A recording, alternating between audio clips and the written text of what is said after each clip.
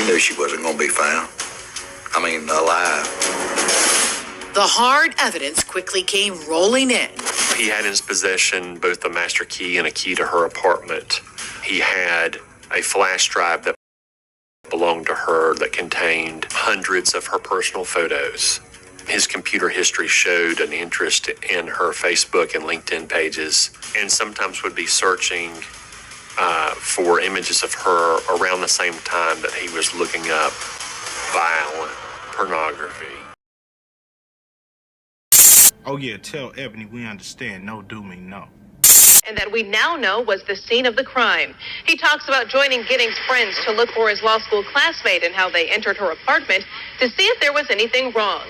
It was also the first time McDaniel found out that a portion of Lauren Giddings' body had been recovered by police from the dumpster where he had put it. Knowing now that McDaniel had murdered and dismembered Giddings, the interview provides a glimpse inside the mind of a killer as he builds his story and his alibi. Take a look. Person that was living there? Yeah, Lauren was my neighbor. We're just trying to find out where she is at this point. I mean, no one has seen her since Saturday. I mean, the last time anyone heard from her was an email that she sent out, and no one's heard from her since. One bitch. Out with anyone at the time, anything like that? I mean, no one has seen her since Saturday. I haven't seen anything. I mean, I've always hear noise outside, but it's just people walking by pretty much. And she just recently graduated from Mercer? Yeah, she and I we were both JD students. We graduated back in May.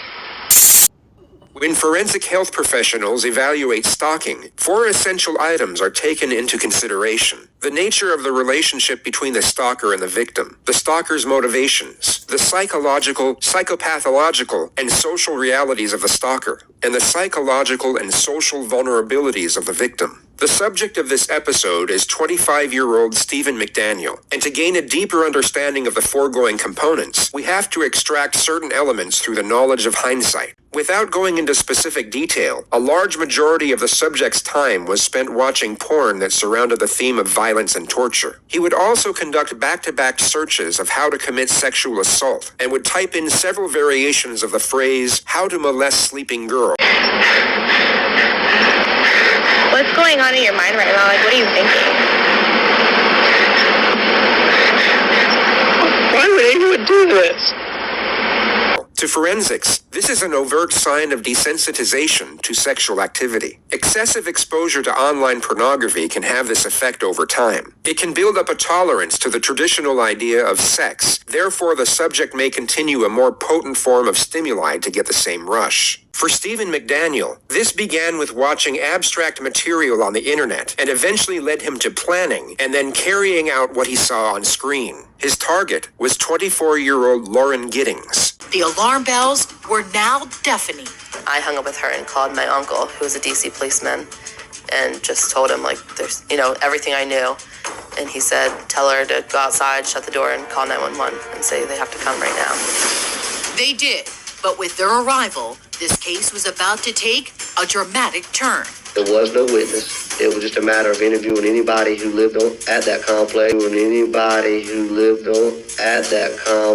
anybody who was associated with Lauren. 2 with Stephen McDaniel, Michelle Casada from last Thursday, guys. You've been studying for the bar?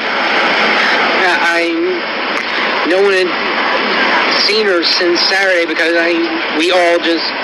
there's not a whole lot of interaction unless we're doing classes. Right. And she was doing the online version of it. You all studied together, though? Lauren going to college was huge. No one in our family had ever been to college.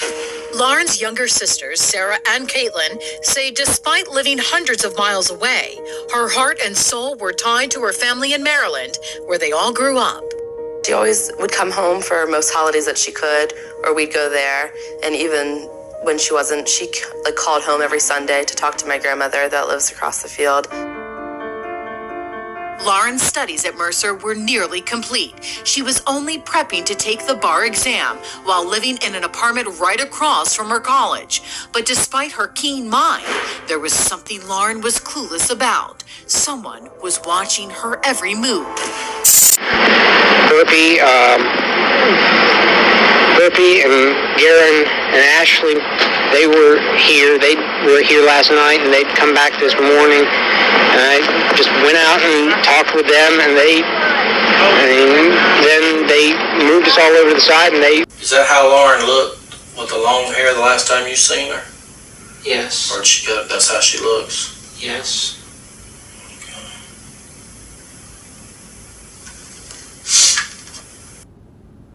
I mean, earlier today, me and you sit here and talk normal. What's going on with you now? Why are you acting like this?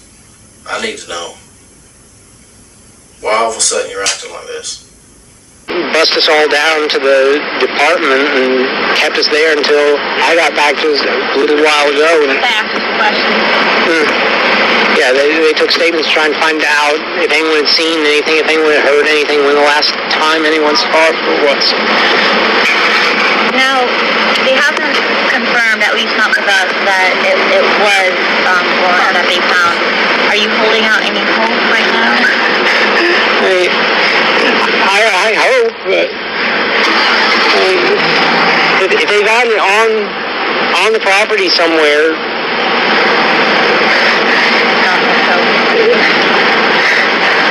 You hadn't heard anything about a body until you were talking to us earlier? No. As far as any of us, they were still trying to just find her. I mean, we got an email this morning from some people that live on the other side of Kroger, on the other side of the river, that they had seen her in the past running in that area. What's up with the pair of underwear that was in your apartment? That was like a mask. It was cut out like a mask. You cut underwear out to look like a mask? No. Of course, we found, her underwear in his apartment. Like knives? I used to collect swords. I mean, do you know your swords? Yes. I mean, to sell and trade swords? No. I don't understand. Okay. Earlier today, we sat here and talked. But now you're acting like you don't know what's going on. I mean, did something happen or something to you? I mean, why are you shutting down? Why are you not talking to me? I don't know. You don't know? Are you scared? No.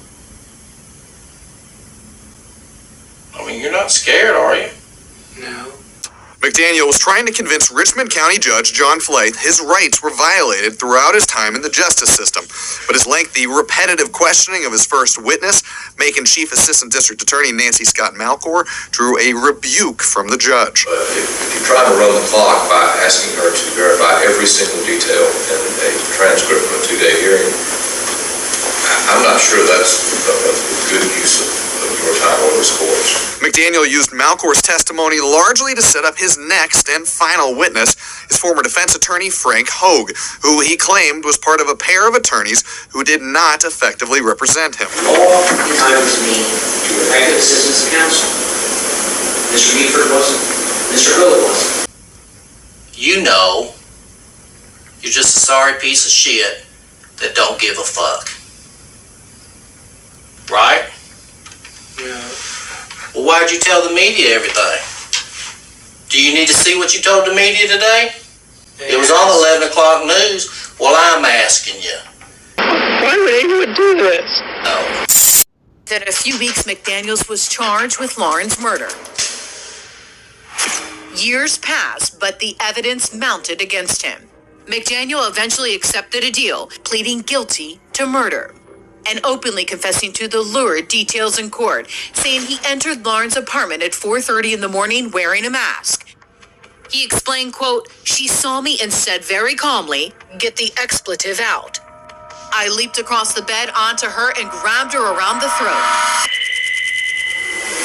He pleaded to breaking into Lauren's apartment, to strangling her, to moving her to the bathroom, to taking her body apart, to hiding it, to ripping up evidence and putting it down the toilet, cleaning up everything, and then acting like she was still alive. McDaniel said that during the struggle, Lauren pulled the mask from his face and pleaded, "Stephen, please stop." When Lauren was dead, McDaniel dragged her into the bath and left her.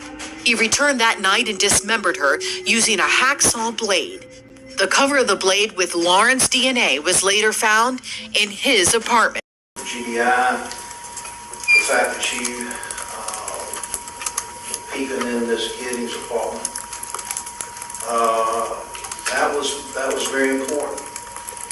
But the basis of plea was that kind of evidence that came in, plus the graphic, specific, detailed confession that you made to Frank Hogan and I, which we were shocked about in the jail, and which you went into terrific detail about how you killed Lauren Giddings, how you went about decapitating her, carving up her body, how you even sat down and cut off every finger and thumb and appendage on her hands and threw them all in the toilet and flushed it at one time.